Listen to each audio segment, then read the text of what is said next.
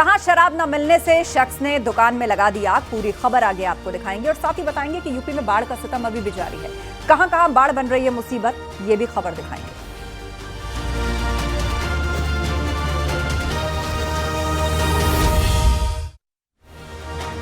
मेरठ से एक चौंकाने वाली घटना सामने आई। यहां एक शख्स को शराब नहीं मिली, जिसके बाद वो ठेके पर ही आग लगाने चला गया।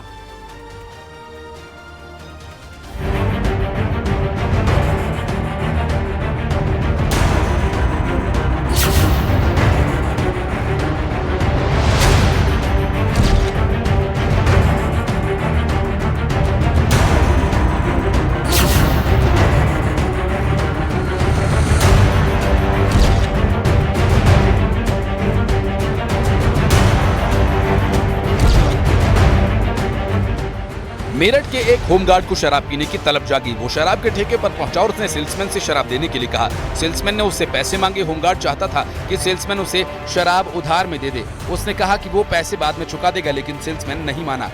इस पर होमगार्ड को गुस्सा आ गया। वो उस वक्त वहां से तो लौट गया। शराब न मिलने से वो बेचैन था। उसका गुस्सा ठंडा नहीं हुआ। उसने शराब का ठेका बंद होने का इंतजार किया और जैसे ही ठेका बंद हुआ, थोड़ी ही देर में वो दोबारा वहां पहुंचा, लेकिन इस बार वो अपना चेहरा कपड़े से ढक कर आया था। सीसीटीवी कैमरा सब देख रहा था। सीसीटीवी फुटेज में साफ दिख रहा है कि आरोपी खाकी रंग की पैंट पहने हुए है और काली बनियान। उसने दुकान के बाहर चारों ओर नजर दौड़ाई। वो अपने साथ एक बोतल में पेट्रोल लेकर आया। उसने पेट्रोल शराब की दुकान पर छिड़कना शुरू किया, माचिस लगाई और आग लगा दी। उसके बाद मौके से फरार हो गया। लोगों ने ठेके में आग को देख पुलिस को सूचना दी। गनीमत ये रही कि वक्त रहते आग पर काबू पा लिया गया, वरना बड़ा नुकसान हो सकता था। मेरठ के दौराला क्षेत्र की यह पूरी घटना है। डायल 112 पर तैनात होमगार्ड कपिल ने शराब न मिलने की वजह से यह हरकत की। सेल्समैन की शिकायत पर पुलिस ने जांच शुरू कर दी और सीसीटीवी फुटेज की मदद से आरोपी को पकड़ लिया गया। पूछताछ में होमगार्ड ने इकबाल जुर्म किया और बाद में उसे कोर्ट में पेश किया गया। आरोपी पंचीपुरा का है। मेरठ से निखिल अग्रवाल की रिपोर्ट, न्यूज़ 18। प्रतापगढ़ का एक गांव बहुत चर्चा में है और दावा है कि इस गांव में 300 सालों से चमगादड़ों का डेरा है। बार बार भगाने के बाद भी ये चमगादड़ वापस लौट आते हैं।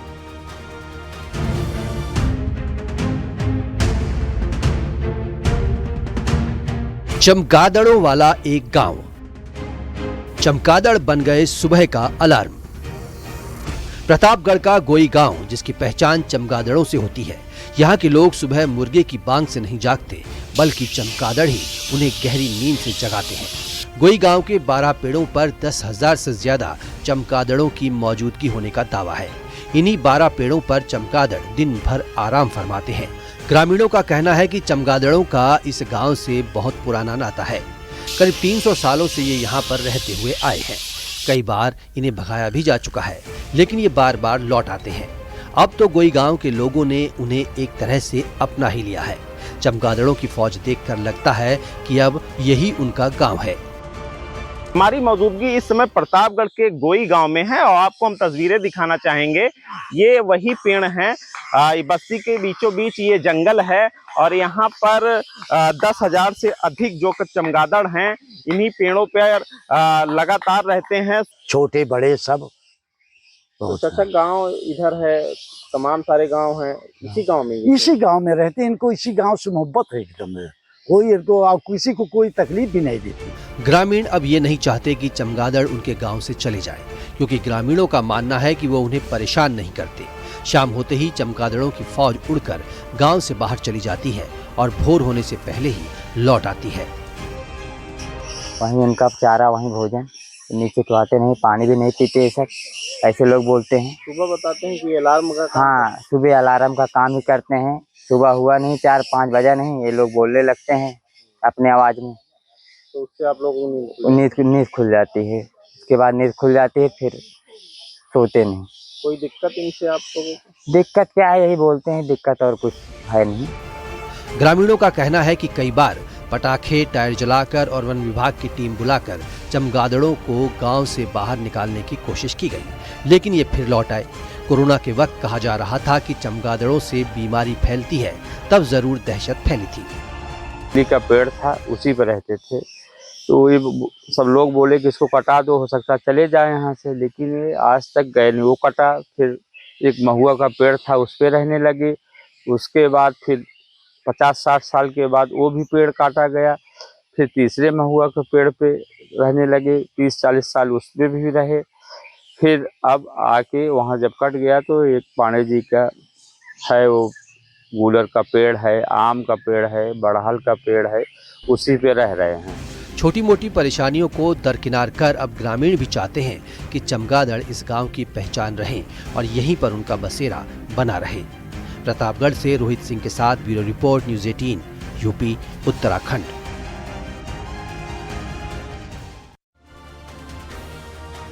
सोशल मीडिया में रील को हिट कराने के लिए लोग अजीब अजीब सी चीजें करते हैं। एमपी के ग्वालियर में एक शख्स रील बनाने के लिए तालाब में लाश बन गया। पुलिस भी उसे देखकर दंग रह गई।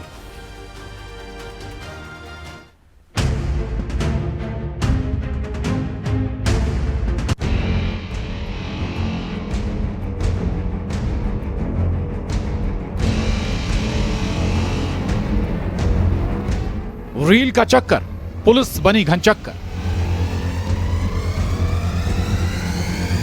साहब, तालाब में लाश है। पुलिस को देखकर दौड़ी लाश। पुलिस का सायरन, लाश का भागम भाग। मुर्दा भी बोलेगा, अपना राज खोलेगा। ऐसे रीलबाज हद कर दी आपने। रीलबाजों की दुनिया में शायद अब तक की ये सबसे अजब रील होगी। अक्सर लोगों को कहते सुना होगा कि पुलिस की 3rd डिग्री के आगे मुर्दा भी बोल पड़ते हैं, अपना गुनाह कबूल कर लेते हैं। लेकिन क्या कभी सुना है कि पुलिस वालों को देखकर कोई लाश जिसमें हलचल ही ना हो बल्कि लाश दौड़ लगाने लगे कि भागो भागो, पुलिस वाले आ गए हैं। अब तक आप कुछ समझ नहीं पा रहे होंगे तो देखिए इस तस्वीर को। तालाब में एक लाश नजर आ रही है। लाश को देखकर लोग घबरा गए। सीधे पुलिस वालों को कॉल लगाया कि साहब आ जाइए, एक लाश तैर रही है। अब ये सुसाइड का केस है या फिर मर्डर का, लेकिन इस लाश का क्लाइमैक्स हैरान कर देगा। ग्वालियर के गिरवाई थाना इलाके की ये तस्वीर है। पुलिस की टीम जैसे ही पहुंची, क्राइम सीन की तफ्तीश होती, ये पता लगाते कि भाई लाश किसकी है। क्या इस शख्स के साथ कोई हादसा हुआ या फिर ये शख्स वारदात का शिकार हुआ। लेकिन ये क्या, लाश जो तैर रही थी वो तो पुलिस वालों को देखकर दौड़ लगाने लगी। सुनिए। देखिए, गिरवाई क्षेत्र में बीरपुर बंदा है जहां पर एक युवक का रील बनाने के चक्कर में लाश बनकर वहां तैर रहा था। पुलिस द्वारा जब इसको पकड़ने का प्रयास किया तो ये भाग खड़ा हुआ। जिससे पूछा गया तो उसने बताया कि मैं रील बनाने के लिए इसमें उतरा था और लाश बनकर उस पर तैर रहा था। लाश दौड़ रही थी तो दूसरा लड़का भी दौड़ लगाने लगा क्योंकि वो तो वीडियो बना रहा था। पुलिस ने पानी से उठकर भागे युवक को पकड़ा तो उसने अपना नाम टिक्कू सिंह बताया। टिक्कू ने बताया कि वो आरोन का रहने वाला है। वो सोशल मीडिया में डालने के लिए रील बना रहे थे। इसी के लिए वो मरने की एक्टिंग कर पानी में डूबा था। लेकिन लोगों की भीड़ ने पुलिस को सूचना दे दी। पुलिस युवक टिक्कू सिंह को गिरवाई थाने लेकर आई, जहां टिक्कू सिंह को काउंसलिंग कराई गई और टिक्कू ने आइंदा इस तरह के रील्स ना बनाने का वादा किया और पुलिस से माफी मांगी। पुलिस ने समझाइश देकर टिक्कू को विदा किया। पुलिस द्वारा उसको समझाइश दी गई है और लोगों को भी हम ये समझाइश लगातार देते हैं कि रील बनाने के चक्कर में आप कोई अपनी जान जोखिम में न डालें, न दूसरों के जीवन पर संकट उत्पन्न ना करें।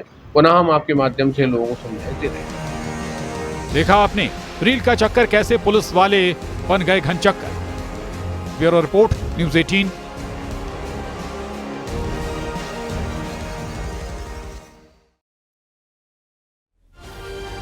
उत्तराखंड में बारिश के चलते सड़कों का हाल बेहाल है। राजस्थान के 4 छात्रों को पिथौरागढ़ में परीक्षा देने जाना था। सड़कें बंद थी और सभी हेलीकॉप्टर से एग्जाम देने गए। ये रिपोर्ट देखिए।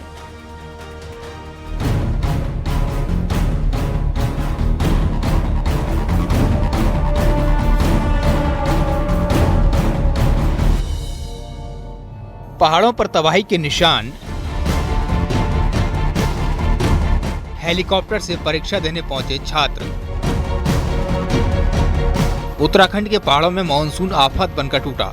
धराली, थराली और दूसरी जगहों पर बादल फटने से त्रासदी आई तो कहीं चट्टानों के दरकने से रास्ते ही बंद हो गए।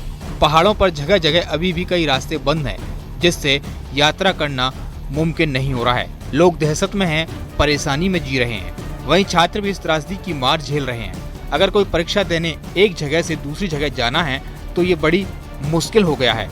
उत्तराखंड में बारिश के चलते सड़कों का हाल खराब है, जिससे गाड़ियों की रफ्तार पर भी ब्रेक लग गया है। ऐसे में ओपन यूनिवर्सिटी के 4 छात्र हेलीकॉप्टर बुक करके परीक्षा देने पहुंच गए। राजस्थान के बाड़मेर के रहने वाले ओमराम चौधरी, मगाराम प्रकाश और लकी चौधरी उत्तराखंड ओपन यूनिवर्सिटी से बीएड की पढ़ाई कर रहे हैं। 1 सितंबर को ये लोग जोधपुर से ट्रेन पकड़कर हल्द्वानी पहुंचे। यहां तक का सफर तो आसानी से पूरा हो गया, लेकिन एग्जाम सेंटर करीब 300 किलोमीटर दूर, वो भी पहाड़ों पर आया हुआ था।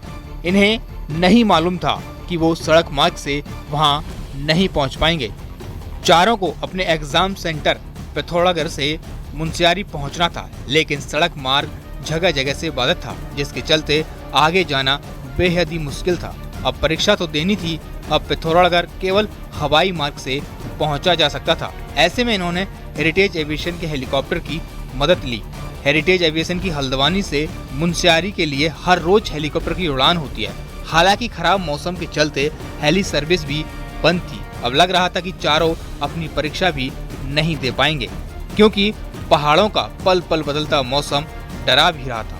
बाद में इन चारों छात्रों ने एविएशन कंपनी के सीईओ से बात की और उनसे मदद की गुहार लगाई, क्योंकि एग्जाम नहीं देने से 1 साल बर्बाद हो जाता। मौसम ठीक होने पर एविएशन कंपनी भी तैयार हो गई। हेलीकॉप्टर चारों को मुनस्यारी से लेकर गया और फिर एग्जाम दिलाकर वापस हल्द्वानी भी लेकर आया। कि भारी बारिश की वजह से जगह जगह सड़कें अवरुद्ध है और गाड़ी वालों से संपर्क किया तो उन्होंने साफ मना कर दिया कि हम नहीं चलेंगे। और एक बार तो हमारे एग्ज़ाम छूटने का डर सताने लगा कि अब क्या करेंगे।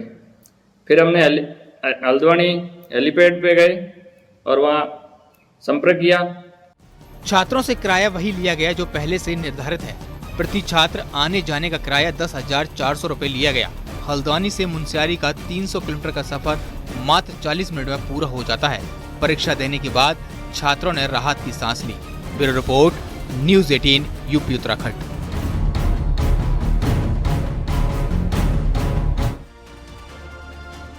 पहाड़ों पर जहां मानसूनी दहशत है तो मैदानों का हाल भी बुरा है। यूपी के कई जिलों में नदियां उफान मार रही हैं, जिससे गांव के गांव बाढ़ की चपेट में हैं।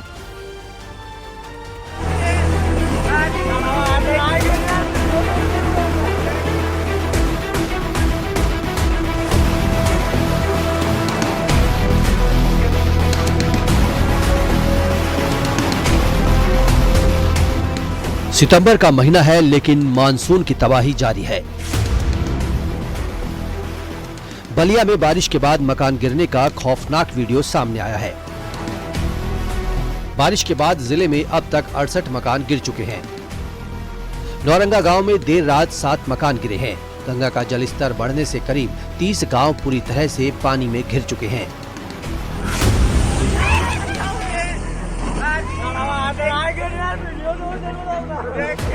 लखीमपुर खीरी में शारदा और घाघरा नदी ने जमकर कहर बरपाया। नदियों ने कटान तेज कर दिया। यहाँ निघासन तहसील में एक मकान देखते ही देखते नदी में समा गया। अब तक शारदा नदी 54 घरों को अपनी आगोश में ले चुकी है।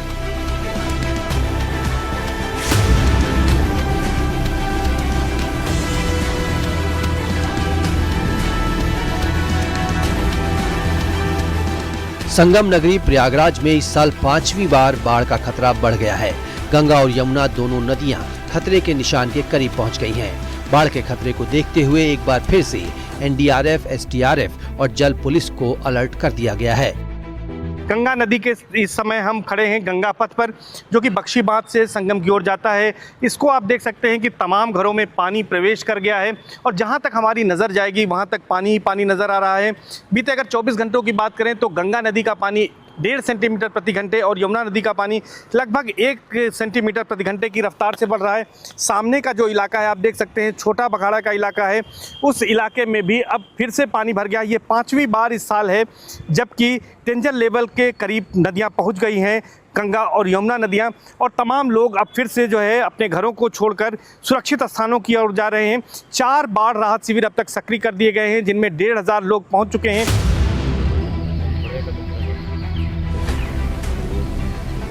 आगरा में यमुना नदी विकराल रूप दिखा रही है। ताजमहल की दीवार से सटकर यमुना का पानी बह रहा है।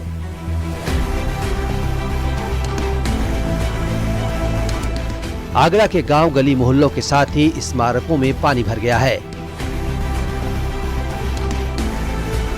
तस्वीर आपको दिखा रहे हैं, ये आगरा के मेहताब बाग की तस्वीर है। यहाँ से जो पर्यटक आते थे वो ताजमहल का दीदार करते थे, लेकिन लगातार बढ़ते यमुना के जलस्तर के बाद पूरा मेहताब बाग लबालब हो चुका है पानी से। आप तस्वीरों में देख सकते हैं कि किस तरीके से यहाँ पर पानी भरा हुआ है। ठीक इसके बराबर में यमुना नदी बहती है और यमुना नदी के बराबर में ही ताजमहल है। आगरा के मेहताब बाग परिसर में यमुना का पानी भर गया है। बाढ़ का ऐसा असर है कि 50 सालों के बाद यमुना का पानी बेलनगंज बाजार तक पहुंच गया है।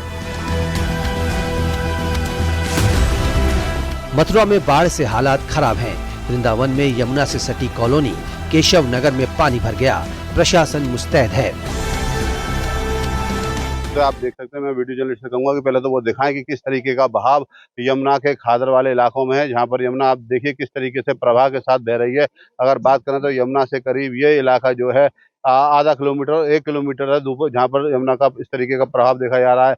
अगर हम बात करें तो लोगों ने खादरों में अपने मकानों को बनाया हुआ है और आप देख सकते हैं कि मकानों की जो एक एक मंजिला है वो पूरी की पूरी तरीके से डूबी हुई है। देखिए तस्वीरें अपने आप में भयावह हैं कि जहाँ जो मकान है, केवल मकान भी 4 इंची का बना हुआ है और इस 4 इंची के मकान में जो अगर बात करें तो यमुना का जो रेत है उस पर ये बना हुआ है। लगातार यमुना का जो रौद्र रूप देखा जा रहा है।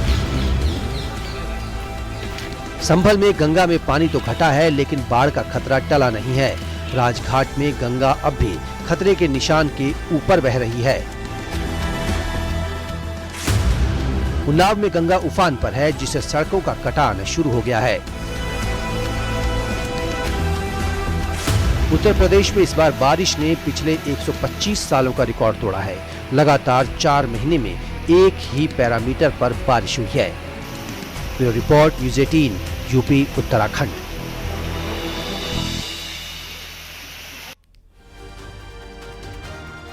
मकराना में मार्बल खनन क्षेत्र घाटी के चक डुंगरी रेंज के पीछे स्थित गुलाबी रेंज के कई मार्बल खदानें अचानक ढह गईं। गनीमत रही कि हादसे के वक्त खदानों में खनन का काम काफी समय से बंद था, जिसकी वजह से कोई जनहानि की सूचना नहीं मिली, वरना ये घटना बेहद खतरनाक साबित हो सकती थी। आप तस्वीरें देखिए किस तरह इस पत्थर की चट्टानें ढह गईं।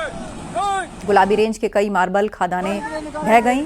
काफ़ी वक्त से इसमें खनन का काम नहीं हो रहा था, लिहाजा बहुत सी जानें बच गईं। वरना जब इन खदानों में काम होता है तो यहाँ पर मजदूर समेत पूरा स्टाफ होता है और ये घटना जानलेवा भी साबित हो जाती है।